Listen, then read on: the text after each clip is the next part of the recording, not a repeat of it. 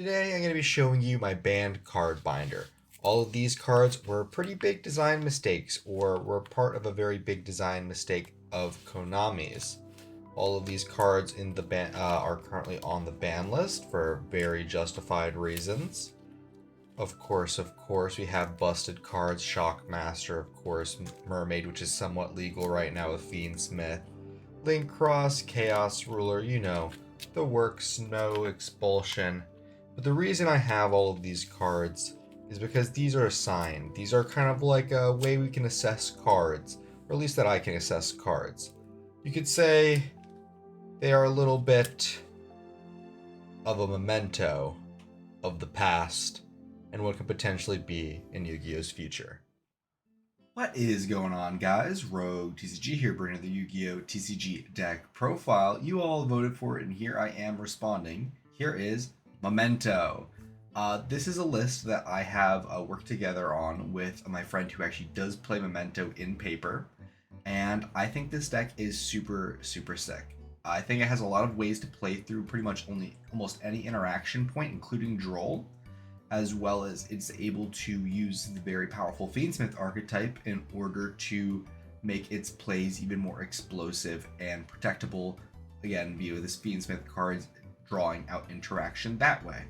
So that's enough yapping from me about the overall deck. I know that it is a little bit pricier, but this is, I believe, the best way to be playing this specific deck.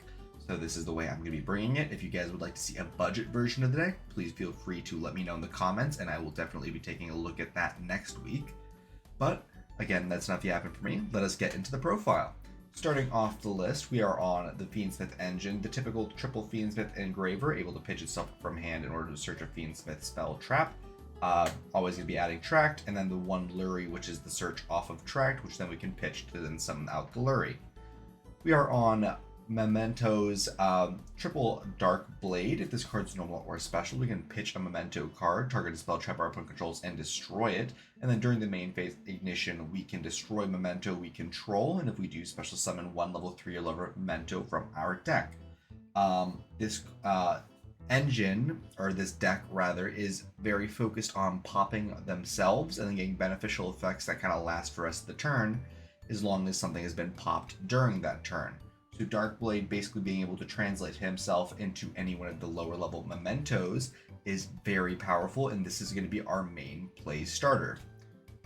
The main card it's going to be going into is Double Anguish. If it's normal or special, we get to add a memento card from our deck to our hand, except for Anguish.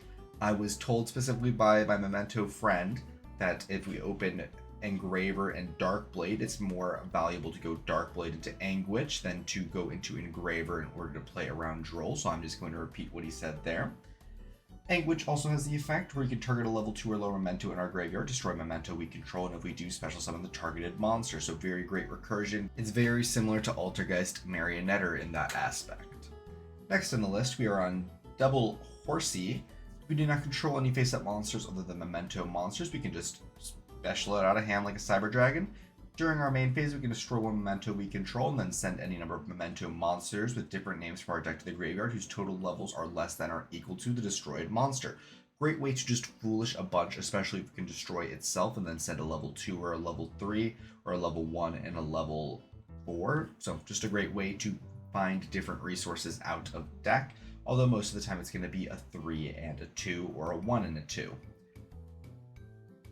And then that is going to be a hard once per turn on both of those effects. Next, we're on one Mace. During our opponent's main phase, we control Memento Combined Creation. Quick effect, we can pitch it, target a face-up monster our opponent controls, and just take it. So this is a quick play Snatch Steal if it's in our hand. Really great card to search out throughout the course of our combo.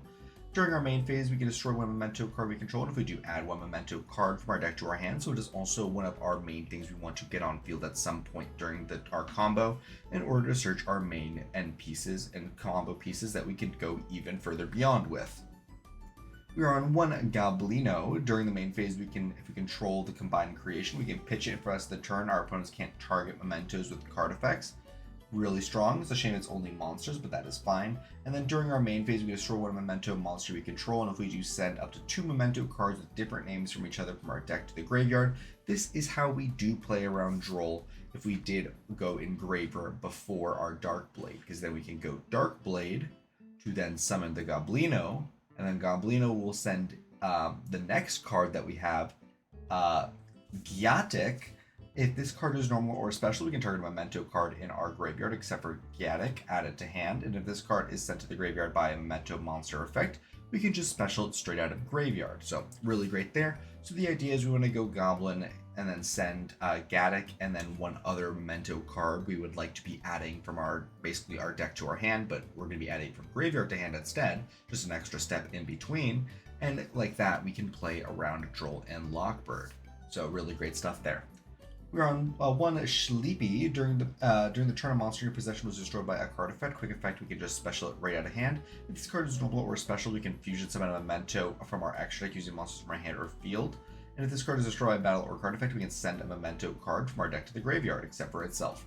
Really great card. This is really great legacy support. If you want to call it legacy support, the archetype has basically been released exclusively like this year. I forgot exactly when it came out, but I feel like it came out just this year.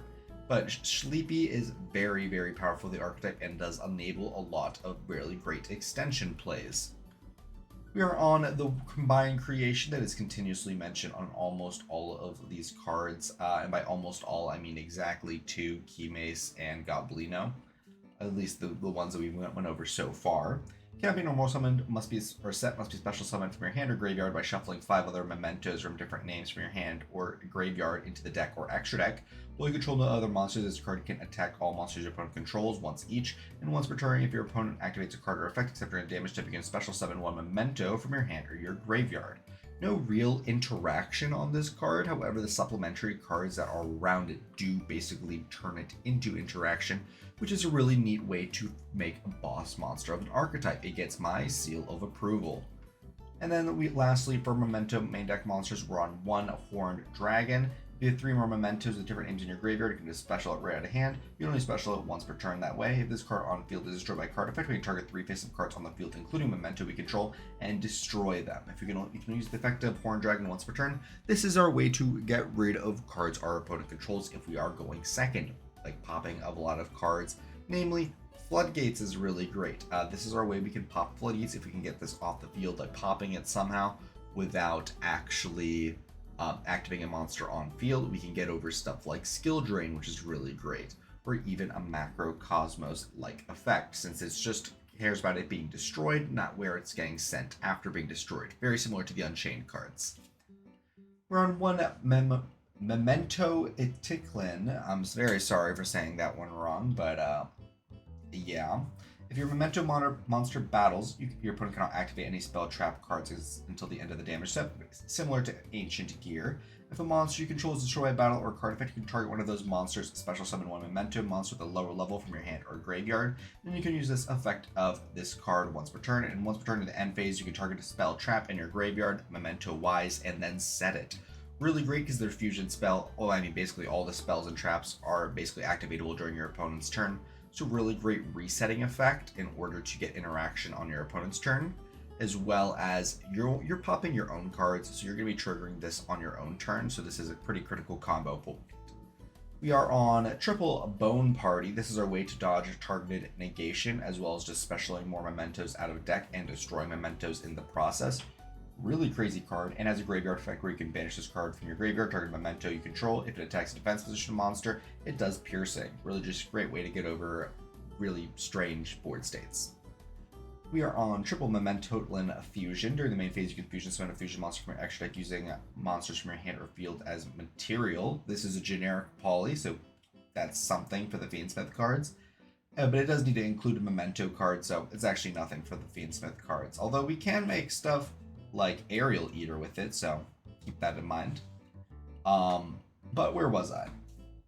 And if we did destroy a memento this turn, or a memento was destroyed, we can also shuffle back materials from the graveyard, like a Necrofusion-esque effect, which is very powerful in this deck, especially since we are continuously loading up our graveyard over and over again.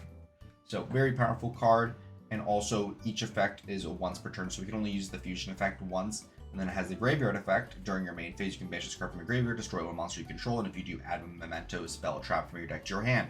Insane graveyard effect. also able to search our Bone Party. And again, we can only use each effect once per turn, so we can use both during our first turn, as well as trigger our mementos by destroying them.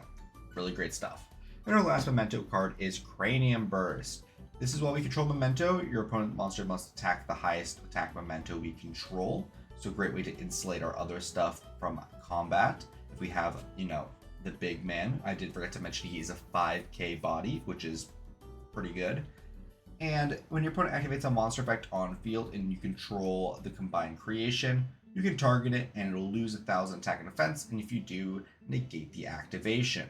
Really great negation. It does require setup needing the combined creation being on board, but if it is on board, this is 5 Apolosas, which is strong, very strong. So it's a shame it can't stop in-hand effects, but gotta balance cards somehow. And then that is it for our main deck Memento engine and engines in general. Let's get to hand traps.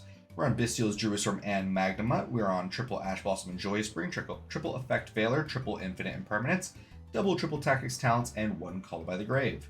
In our extra deck, we are on one Cross Sheep, since we were frequently able to special summon monsters on our opponent's turn using Combined Creation, so we can special additional monsters out of our graveyard. Really great card to end off our board.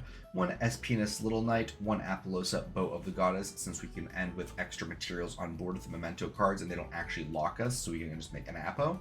One Fiendsmith Requiem, one Moon of the Closed Heaven, and one Sequentia. I'm going to keep calling it Sequentia, that's a better name than Sequence. Again, our Link monsters for Fiendsmith, pretty standard. We're on one Aerial Eater, needs 2 fiends at the same attribute. If it's Fusion Summon, we can send a fiend monster from our deck to the graveyard. If this card's in our graveyard, we can banish 2 level 6 or higher fiends with the same attributes as each other from the graveyard except for itself to just special summon itself from the graveyard. We're not frequently going to be special summoning it from the graveyard unless we just have the Fiendsmith buddies in the graveyard and we want to just completely give up the fusions in order to do so, or we're willing to give up a Fiendsmith in graveyard to do so. However, this card is very powerful for being able to dump any of our Memento cards, which is great. It's a shame it doesn't trigger Giatic, but we take what we can. One Lacrima, being able to bring back Light Fiends from banishment or graveyard to either hand or field, as well as doing burn damage to win in time. One Princess, in order to combo with just Moon of the Closed Heaven, not needing any Fiendsmith cards to combo. One Disarray, in order to make boards with varied interaction points. Disarray allowing the deck to play around like Dark Ruler and Evenly Matched, which is really great. One copy of Beatrice, Lady of the Eternal. This card is just, again, additional dumps, which the deck will not shy away from. Also, the Bestials are 6s, so we can also make Beatrice like that. One DDD Wave High King Caesar, just another pivot option that we can go with the Fiendsmith line into. Aerial Eater is a 6 fiend after all, as well as Princess, so that just makes DDD a lot easier to access. One Twin Dragon is 2 Mementos. Any monster destroyed by battle with a Memento is banished. You can only use each of the following effects of Twin Dragon once per turn. If this card is Fusion Summon, we can pop a Memento in our hand or face-up field, and if we do, add 2 Memento monsters, different names from your deck to your hand. And if this Fusion Summon card is destroyed, you can special summon 1 level 6 or lower Memento monster from your graveyard. Now you can obviously see what the point of the card is. You summon it, you pop itself, you add 2 Mementos, and then you special summon a Memento from your graveyard. Really, really great card. This was like the first fusion card it got, and it was very good on release. And then the next fusion is the next one. Our Memento Iclin Tactila Creation King. Maybe I got that right? I don't know. You need 3 Mementos. You can banish this card from your graveyard to add 1 field spell from your deck to your hand. So this is how you get the field spell. That's why we're only playing 1. You cannot activate the following effects of this card in the same chain. If this fusion summon, we can send 3 Memento cards from our deck and our extra deck to the graveyard. So triple Foolish Burial, including from extra deck, and we can send itself. Really great, and this is how we are basically triggering it. We're going to be sending itself in 2 Mementos, banishing itself to get the field spell, and then it also has the quick effect. You can target an equal number of Memento monsters you control and cards your opponent controls and destroy them. Really great interaction for this deck specifically, since it wants to be popping its cards, and popping your opponent's cards in the process is just a very big plus. But that's going to be about it for the deck. I did want to mention Phantasme is very good this format, so if you are playing Bestial Magnamut specifically, do consider playing Phantasme. It is a lot cheaper now that it has been reprinted in the 25th Anniversary Collection. But that's going to be about it for the video. Thank you all so much for watching, if you still are, and I'll be seeing you all next time. Bye-bye! Thank you guys so much for watching the video. If you wanted to talk to more Yu-Gi-Oh players like yourself, I would highly recommend checking out our Discord server. Link is going to be in the description, as well as the QR code on screen. We do talk somewhat frequently about Yu-Gi-Oh and the current meta, so I would really enjoy to see you there. As well as we do recently now have channel memberships available on our YouTube channel, where we have 3 different tiers. We have Super Supporter at $2 a month, where you get loyalty badges, emojis, guaranteed comment responses, a shout out at the end of every video, as well as access to the members only Discord channel, where you get early sneak peeks at future videos. There is the Giga Supporter at $5 a month, where you have early access to all new videos about a day or two before they go up, as well as all the previous offers. And for $15 a month, we do have our final tier, which is going to be Femboy Fanatic. You get a guaranteed customized video every single month, as well as 1 hour of my time. Could be for anything you'd like. You want a duel? Absolutely. You want me to help build a deck? Absolutely. You want to play some Helldivers? Sure. I'll do anything for an hour once a month. But supporting does help me out quite a lot, and it does help me produce all of these videos. So thank you guys so much for watching, and I'll be seeing y'all later. Bye-bye.